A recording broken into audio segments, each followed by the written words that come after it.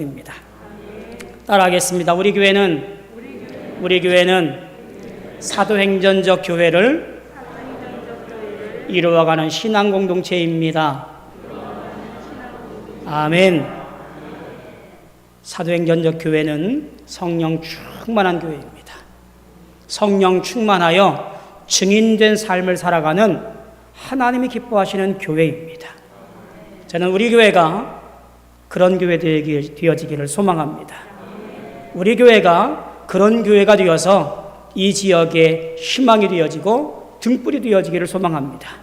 빛과 소금이 되어지고 그리고 칭송받는 교회가 되어서 많은 사람들이 이곳에 와서 구원받고 생명 얻는 놀라운 역사가 이곳에서 번져가게 되어지기를 소망합니다.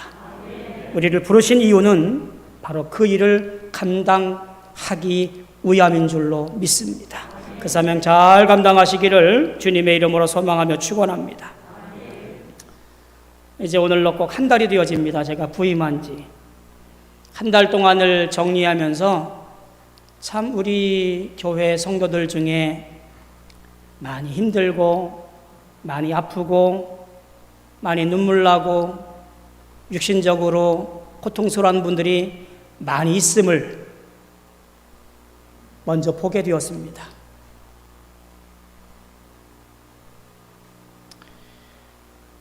내 삶이 힘들 때가 너무나 많은 영혼들을 먼저 알게 되었어요. 어떤 이들은 그렇습니다. 돈이 없어서 힘들어요. 사업이 안 돼서 힘들어요. 집안에 걱정이 많아서 힘들어요. 요즘 장사가 안 돼요. 그런데 가장 인간의 실존적인 외로움이나 어려움이나 고통은 무엇이냐면요, 다름이 아니라 혼자 있는 거예요. 내가 살아가는 삶 중에서 내 곁에 아무도 없다고 느껴질 때, 내가 지금 당장 무엇인가를 기대어서 상의도 좀 하고 조언도 듣고 해야 되는데 누구 하나 내 고민과 소망을 털어낼 만한 곳이 아무도 없을 때, 그때 우리는 가장 힘든 삶을 살고 있는 거예요. 사랑하는 성도 여러분, 하나님은 한 번도 우리를 그냥 혼자 내버려 둔 적이 없으십니다. 믿으십니까? 단 한 번도 하나님은 그리하신 적이 없어요. 친히 이 땅에 말구유의 가장 낮은 자리로 오시고 친히 십자가에 달리시기까지 우리와 함께 하시고 그 사랑을 확증하신 분, 오늘 그 은혜를 기억하며 승리의 삶을 살아내시는 우리 모두 되어지기를 소망합니다. 혼자 덩그러니 핏덩이로 떨궈진 것이 아니라 오늘 내 삶 한가운데 주님이 나와 함께 하셔서 내 어려움에 함께 권심하며 내 고통에 함께 괴로워하고 내 눈물에 같이 눈물 흘려주시는 분, 그분이 누구냐면 오늘 내가 믿고 있는 하나님이라는 사실을 꼭 기억하시고 이기시고 승리하시기를 축복합니다. 축복합니다. 야곱의 가정이 고센 땅으로 이주한 후에 요셉과 그의 형제들이 혹은 그 시대 사람들이 다 죽었습니다. 그 이후에 고센 땅에 정착한 야곱의 후손들이 생육하고 번성해서 가득하게 되었습니다. 이 모세의 이야기는요, 요셉을 알지 못하는 새 왕이 일어나는 것으로부터 시작이 되어져요. 요셉이 죽은 이후로부터 약 280년 정도가 경과한 때예요. 한 300년 세 세대가 흘러간 시대의 이야기가 모세의 이야기예요. 모세 출생 당시를 보면 이렇게 말을 합니다. 애굽의 새 왕이 요셉을 알지 못했다라고 먼저 시작합니다. 상식적으로는 이해하기가 힘들어요. 아니, 요셉을 알지 못하다니, 애굽이 가장 힘들 때 가히 멸망의 위기에 그 애굽을 살려낸 영웅이 요셉인데 요셉을 알지 못했다니 이게 말이 되는가? 다른 의미의 이야기예요. 애굽의 왕조가 바뀌는데요. 왕조가 18번째 왕조쯤 되는 것으로 추정을 합니다. 그때 왕이 투트모스 1세로 추정을 해요. 그 투트모스 1세가 왕이 되면서 선대에 있었던 모든 것들을 무시하고 뭉개고 없었던 것으로 그렇게 만들어가요. 그 중에 민족의 영웅이었던 요셉의 이야기도 말하자면 무시하고 존경하지 않는 왕, 추앙하지 않는 왕, 바로 이것이 새 왕이라 그렇게 기록한 것으로 보아야 이해가 되어지는 말씀이에요. 그러니까 요셉의 업적을 의도적으로 과소평가했던 왕, 바로 그 왕을 이야기하는 거지요. 이 투트모스 1세가 가만히 보니 저 히브리인들, 핫비루라고 그러지요. 땅의 사람들, 별 볼 일 없었던 저 히브리 민족이 고센 땅을 차지한 이후에 기하급수적으로 인구가 폭발적으로 늘어나니 위협을 느끼게 된 것이고요. 그들에 대한 산화 정책을 쓰기 위해서 산파들을 불러다가 산의 아이를 죽이라고 명을 내립니다. 그때 이 십브라와 부하라고 하는 산파들이 지혜를 써서 내가 도착하기 전에 먼저 아이들을 납디다. 그러니 손 쓸 수가 없습니다. 라고 하나님을 두려워하는 마음으로 그 일을 감당합니다. 더 이상 감당할 수 없어서 모든 나라에 명을 내리기를 산의 아이는 다 나일강에 던져버리라 라고 명을 내려요. 이런 상황에서 누가 출생하냐면 모세가 출생을 합니다. 한마디로 숨죽이면서 살아야 할 고통스러운 시간이 바로 모세를 비롯한 모든 히브리인들, 요셉의 후손들이 바로 그렇게 지내야 하는 때예요. 만약에 사내 아이의 울음소리가 나타나기만 한다면 그 아이는 물론이거니와 그 가족은 쑥대밭이 되는 시대에 바로 그것이 모세가 출생한 시대예요. 절체절명의 위기의 순간에 오늘 말씀의 주인공인 모세의 탄생 이야기가 등장을 하게 되어집니다. 그리고 이름도 없이 3개월을 숨겨서 살아가게 되어져요. 아무것도 할 수 없는 그 순간, 이후의 삶은 막중한 임무를 부여받은 모세라는 인물이 이렇게 하염없이 3개월 동안을 꽁꽁 숨겨서 그렇게 지냈던 기간이 있었다라는 이야기예요. 히브리인들의 말살 공포 정치 속에서 어머니 요게벳이 3개월 동안 숨겨 키웠던 거지요. 그리고 감당할 수 없게 되어지자 갈대 상자를 만들고 진흙과 석청을 바르고 아이를 눕혀서 그리고 나일강가 갈대 숲에 던져놓는 것 외에는 아무것도 할 수 없는 것, 그것이 바로 그의 가정이 할 수 있는 일이었어요. 마침 나일강가에 목욕하러 온 그 나라 공주에 의해서 발견되어지고 아이의 준수함을 보고 비록 히브리인의 사내 아이지만 그를 아들 삼아서 왕궁으로 데려간 이야기, 그게 바로 모세 이야기예요. 그리고 어머니 요게벳의 품에서 자라다가 장성한 이후에 왕궁으로 들어가서 그제서야 공주가 이름을 물에서 건졌다 하여 모세라는 이름을 얻게 된 사람, 그게 우리가 알고 있는 모세의 출발입니다. 오늘 함께 나누고 싶은 이야기는요, 이 일련의 모세 이야기 가운데 하나님의 일하심을 살펴보면서 은혜 나누려고 그래요. 첫 번째는 뭐냐면 눈을 씻고 보아도 모세와 그의 가족이 한 일은 아무것도 없더라는 이야기예요. 여인들의 수고와 애씀과 치근함이 모세를 낳았고 보살피고 살피고 그리고 건져내었습니다. 한 치 앞도 모를 모세의 운명이었지만 하나님의 구원의 계획에 따라서 돕는 자를 보내주시어서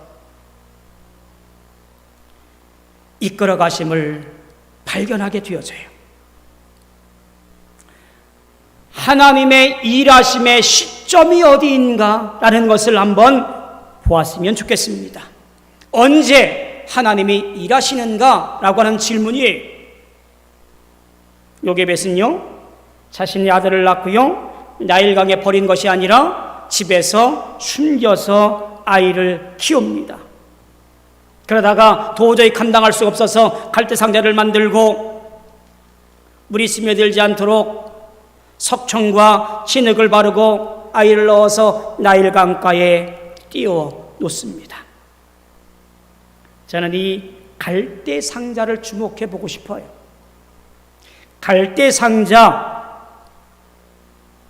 참 흔하디 흔하고 별 볼 일 없는 갈대상자인데요, 이 갈대상자의 안쪽에 나무진을 칠하고 석청을 칠해서 무렵씀이 들지 않도록 한 것이 전부입니다만, 영어 성경에서는 이 갈대상자를 뭐라고 번역을 해놓았냐면 아크, A-R-K,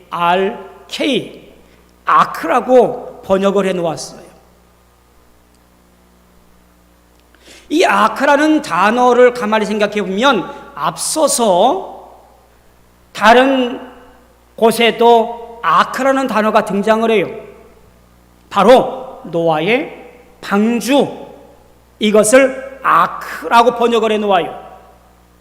죄로 관영한 시대에 노아의 가족을 구원하기 위해서, 그리고 많은 동물들을 구원하기 위해서 만들었던 방주, 생명선, 구원선, 이것이 아크였어요. 자, 그러면 이 갈대상자도 동일하게 아크, 하나님의 구원의 계획 위에서 만들어진 놀라운 구원의 방주, 구원선, 생명선, 바로 이것이 갈대상자라는 이야기예요. 방주와 갈대상자의 공통점이 두 가지가 있어요. 하나는요, 동력장치가 없어요. 하나는요, 방향을 조정하는 키가 없어요. 내가 할 수 있는 것이 아무것도 없어요. 그저 주어진 대로, 이끌리는 대로 움직이는 것, 그것이 뭐냐면 아크였다라고 하는 거예요. 하나님이 언제 일하시느냐? 내가 아무것도 할 수 없을 때, 내 힘과 내 손과 내 능력으로 어느 것도 할 수 없을 때 하나님은 일하셔요. 주님, 두 손 들고 주 앞에 나아갑니다. 주님, 내 건강 내가 어쩔 수 없어서 주 앞에 두 손 들고 나옵니다. 이 불쌍한 영혼 살려주십시오. 주님, 저는 아무것도 할 수 없어요. 주님, 은혜 아니면 살아갈 수 없어요. 주님, 내 인생 책임져 주세요. 내 힘도, 내 능력도, 내 방향도, 내 동력장치도 없습니다. 주님, 살려주세요.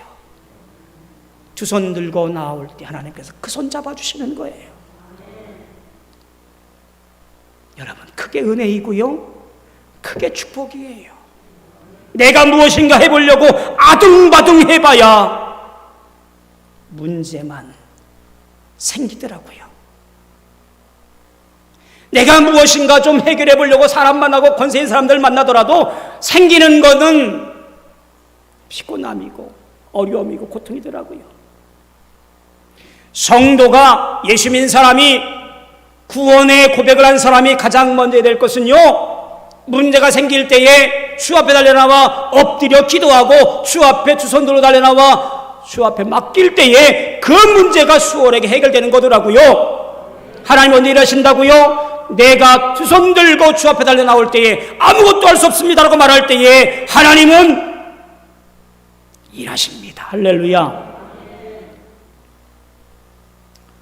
문제 없는 인생 없지요. 다 문제 있고요, 다 어려움 있고요, 다 고통스럽고요, 다 눈물 나요.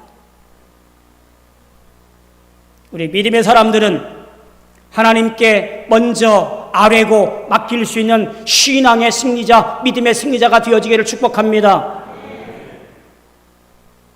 3개월 동안 끙끙 앓아봐야 해결하는 것은 아무것도 없었어요. 도저히 감당할 수 없어서 내어놓았더니 하나님께서 사람을 보내주시고 하나님께서 그를 교육시키시고 하나님께서 그를 이스라엘의 지도자로 만들어 주신 줄로 믿습니다.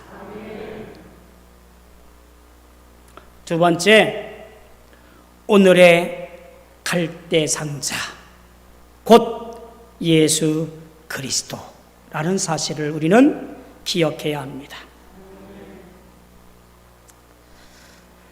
모세의 갈대상자 아크라고 하는 이 단어가 그 이후에 또 한 번 쓰여지는 곳이 있어요. 출애굽기 26장 33절 34절 보니까 이렇게 말합니다. 그 휘장을 갈고리 아래에 늘어뜨린 후에 증거궤를 그 휘장 안에 들여놓으라. 그 휘장이 너희를 위하여 성소와 지성소를 구분하리라. 너는 지성소에 있는 증거궤 위에 속죄소를 두고. 자, 증거궤, 언약궤, 법궤, 이것을 이렇게 번역해 놓았습니다. 아크. 하나로 연결되어지지요. 노아의 방주, 모세의 갈대상자, 그리고 언약궤. 하나님께서 임재하셔서 내가 너희와 함께하는 것을 상징하는 언약궤. 대제사장이 1년에 한 번 이스라엘의 모든 민족의 모든 죄를 짊어지고 들어가서 그 언약궤 앞에 모든 죄를 내려놓을 때에 하나님께서 모든 것을 사하시는 대속죄일의 제사가 드려지는 곳, 그 앞이 바로 아크, 언약궤, 법궤라고 하는 거예요. 이스라엘 백성들의 전쟁 중에 가장 앞서서 손에 섰던 것 바로 언약궤, 아크였어요. 방주와 갈대상자와 언약궤, 죽음에서 생명으로 구원하는 놀라운 연결점이 있는 것, 그것이 바로 이 한 단어로 연결되어지는 말이에요. 다 죽을 수밖에 없는 상태이지만 하나님께서 특별히 섭리하시고 일하셔서 생명을 얻는 구원의 도구로 쓰임받는 것, 그것이 뭐냐면 아크라고 하는 거예요. 결국 이 아크는 우리를 구원하신 예수 그리스도로 연결되어지고 오늘날 내가 살아가고 있는 가장 중요한 동력, 가장 중요한 것, 바로 그것이 예수 그리스도, 성부, 성자, 성령, 하나님의 역사를 맛보는 것, 바로 그것이 이 아크라는 단어 속에서 연결되어지고 있는 거예요. 사랑하는 성도 여러분, 우리가 있어야 할 곳은요, 바로 이 구원의 방주, 갈대상자, 그리고 언약궤, 그리고 예수 그리스도 앞이라는 사실을 기억하기 바랍니다.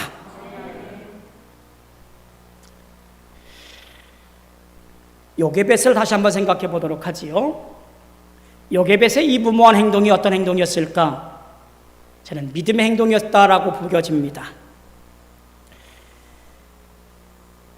바로가 내린 명령인 아들을 낳으면 다 나일강에 버리라고 하는 명령을 어기고 하나님을 향한 소망을 일찬했던 여인, 그가 갈대상자를 만들고 그리고 아기를 눕혀서 나일강가에 뛰어보냈을 수밖에 없었던 그 이유,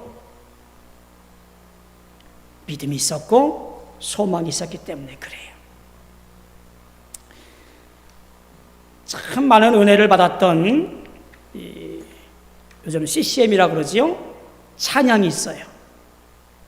요게벳의 노래라고 하는 찬양이에요. 제가 찬양을 참 잘하면 이 시간 은혜스럽게 찬양을 하면 참 좋은데요, 제가 찬양을 잘 못해요. 가사만 불러드릴 거예요. 한번 인터넷에 요게벳의 노래 한번 찾아보시면 그 찬양이 막 구구절절 눈물 나게 할 정도로 은혜가 되어집니다. 가사를 제가 읽어드려 볼게요. 작은 갈대상자 물이 새지 않도록 역청과 나무 진을 칠하네. 어떤 마음이었을까? 그녀의 두 눈엔 눈물이 흐르고 흘러 동그란 눈으로 엄마를 보고 있는 아이와 입을 맞추고 상자를 덮고 강가에 띄우며 간절히 기도했겠지. 정처 없이 강물에 흔들흔들 흘러내려가는 그 상자를 보며 눈을 감아도 보이는 아이와 눈을 맞추며 주저앉아 눈물을 흘렸겠지. 너의 삶의 참 주인, 너의 참 부모이신 하나님, 그 손에 너의 삶을 맡긴다. 너의 삶의 참 주인, 너를 이끄시는 주 하나님, 그 손에 너의 삶을 맡긴다. 그가 널 구원하시리, 그가 널 이끄시리라, 그가 널 사용하시리, 그가 너를 인도하시리. 너의 삶의 참 주인, 너의 삶의 참 주인, 너의 참 부모이신 하나님, 그 손에 너의 삶을 맡긴다.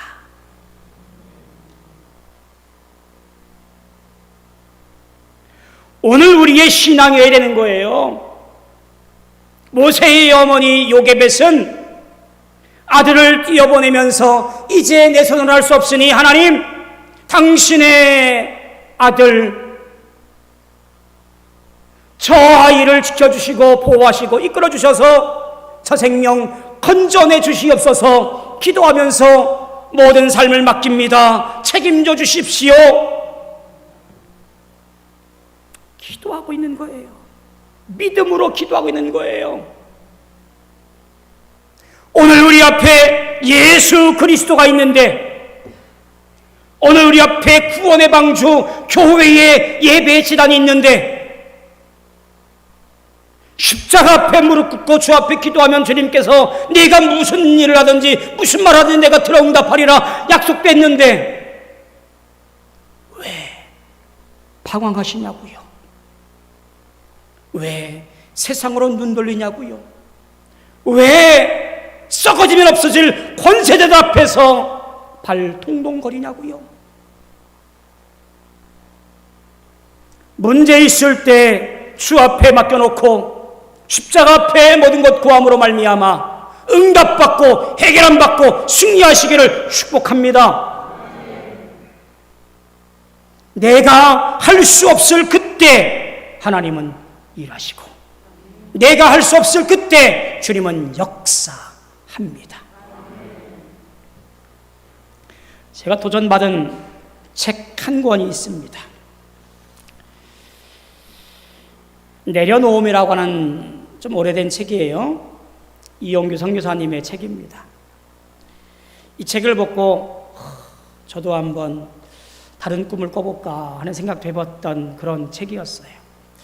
이용규 선교사님은 서울대학교 사학과를 졸업을 하고 대학원을 마치고 가기 힘들다는 하버드 유학을 다녀오신 분이에요. 그 코스타 유학생들 선교대회가 있는데요. 코스타에서 은혜 받고 또 거기서 강사로 이렇게 이제 봉사를 하면서 선교사로 파송받습니다. 몽골로 파송을 받아요. 미국에 있는 보스턴 캠브리지 연합감리교회에 선교사로 파송받아서 이제 몽골에 있는 교회를 담임하면서 선교 사역을 잘 감당합니다. 그 이후에 코스타 강사로 추천받아서 일하면서 많은 유학생들에게 이렇게 간증을 해요. 내려놓아라. 인간의 모든 편안과 기득권을 내려놓아라. 그리고 하늘로부터 채워지는 평안과 기쁨을 누려라. 그러면서 그가 이렇게 마지막 본인의 간증을 마무리합니다. 너는 내려놓아라. 그리하면 채워주시리라. 저는 그 말 한마디에 얼마나 감동이었는지 몰라요. 목사라서 누리고 싶은 것들이 있었는데 그것이 다 허무하다는 것을 깨달았고요.